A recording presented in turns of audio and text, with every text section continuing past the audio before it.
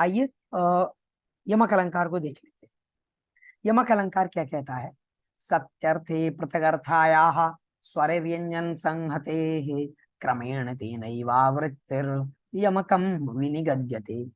भाई यमक अलंकार कहता है कि स्वर और व्यंजन समूह की जब आवृत्ति कैसी हो, क्रम के साथ में हो।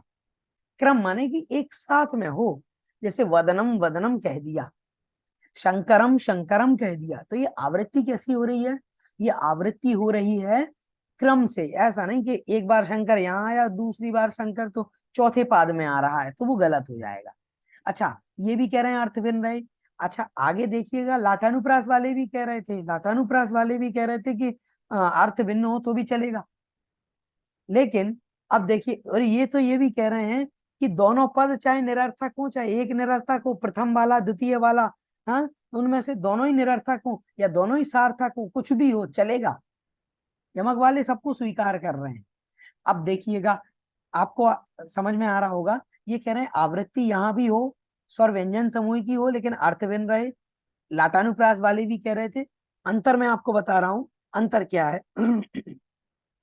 अंतर ये है कि जब आप यमक अलंकार को देखेंगे तो यमक अलंकार कह रहा है कि अर्थ भिन्न होने पर, दोनों का अर्थ अलग अलग होना चाहिए, दोनों का अर्थ अलग अलग होने पर जो आवृत्ति हो रही है उसको कहेंगे यमक अलंकार।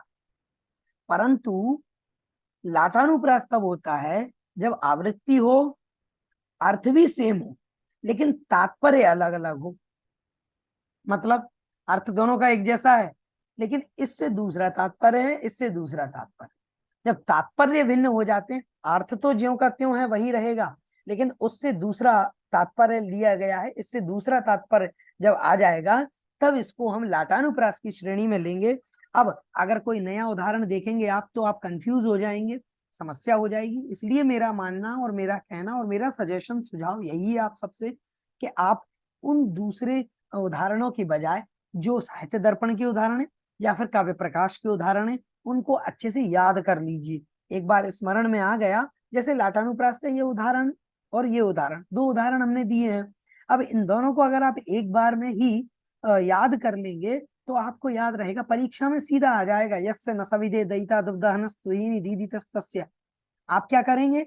आपने अगर याद कर दिया होगा कि ये लाटानुप्रास का है, क्योंकि उस समय आप संगति बिठाते थोड़ी बैठेंगे कि इसका अर्थ क्या है, इसका अर्थ क्या है, व्याख्या। आपको कोई व्याख्या थोड़ी लिखनी है, इसलिए आप इसके अर्थ पर न जा करके इसको सीधा रट लीजिए, याद कर लीजिए। एक बार याद हो गया फिर आजीवन आपको दिक्कत नहीं होगी। और सबसे ज्यादा जो डिफिकल्ट प्रश्न बनते हैं यही बनते हैं, लाटानुप्रास और यमक में भेद गिनाओ।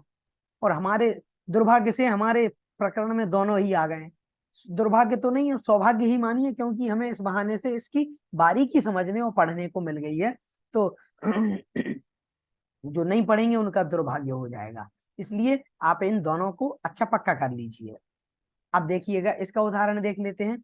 नव पलाश पलाश वनम पुरा स्फुट पराग परागत पंकजम मृदुलतांत लतांत मलोकयत ससुरभिम सुरभिम सुमनोभरई। ये उदाहरण महाकवि माघ विरचित शिशुपाल वध से लिया है।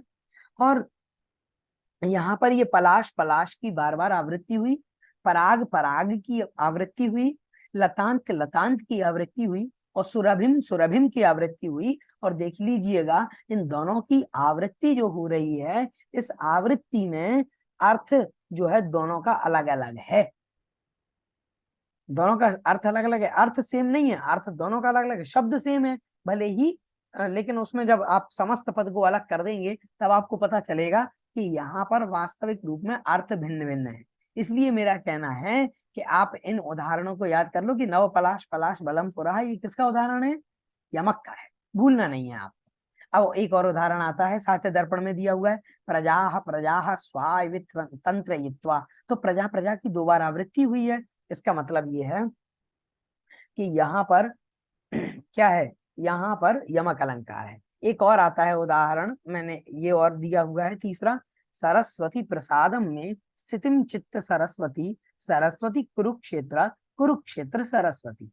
तो देख लीजिएगा, चार बार सरस्वती शब्द आया है। आवृत्ति भी हुई है और इसको यमक अलंकार में परिगणित किया गया है, इसलिए आप इसको भी अच्छे से भली भांति स्मरण में रखिएगा। आइए अब आगे चलते हैं।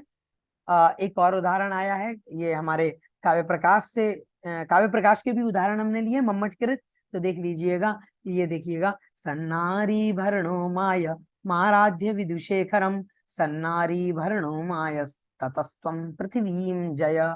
तो देख लीजिएगा, ये जो है ये यमक अलंकार का उदाहरण। विनायमेनो नयता सुखादिना, विनायमेनो नयता सुखादिना, महाजनो दीयत मन मान सादरम, महाजनो दीयत मान सादरम।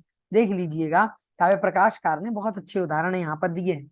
और देख लेते हैं, यमक के मैंने खूब सारे उदाहरण लिए हैं, इसलिए ताकि कोई भी उदाहरण हमारी नजर से नहीं बचना चाहिए। हमें एक एक किसी भी हालत में हमें कोई भी अपना अंक नहीं देना, 0.1% भी हमारा एफर्ट कम नहीं होना चाहिए, एफर्ट पूरा करेंगे। और संस्कृत में एक बहुत अच्छी पंक्ति आती है कि प्रयत्ने कृति सति फलम ना लभ्यते चेत अस्माकम को दोषा। हमें पूरा प्रयत्न करना है, फल मिले ना मिले उसकी तरफ दृष्टिपात नहीं करेंगे। हमारा उद्देश्य है कि हमें पूरी मेहनत करनी है, जी जान लगा करके। तो आप लोग देख लीजिएगा, एक और उदाहरण आया है यहाँ पर। सत्वारंभरतो वश्यमबलम वितताररवम सर्वदारणमानैषी दवानल समस्थिता। इसी का दूसरा एक और दिया है, सत्वारंभरतो वश्यमबलम विततारवम सर्वदारणमानैषी दवानल समस्थिता। देख लीजिएगा, यहाँ पर सर्वदा रण था, यहाँ पर सर्वदारण मानैषी था। तो ये समस्त पदों में इस प्रकार के यमक अलंकार के खूब उदाहरण मिल जाते हैं। और देखिएगा, अनंत महिम व्याप्त विश्वाम वेदा न वेदयाम या च मातेव भजते प्रणते मान वेदयाम। हाँ, यहाँ पर जैसे वेदा न वेदयाम और मान वेदयाम, तो दोनों में आप समझ पा रहे होंगे कि यहाँ पर सीधा सीधा यमक अलंकार है। यदान तो नयात्ययम नयात्ययम शिवे हिताम स्मरामिताम स्मरामि ताम। तो इस प्रकार से काव्य प्रकाशकार के उदाहरण हमने यहाँ पर लिए हैं।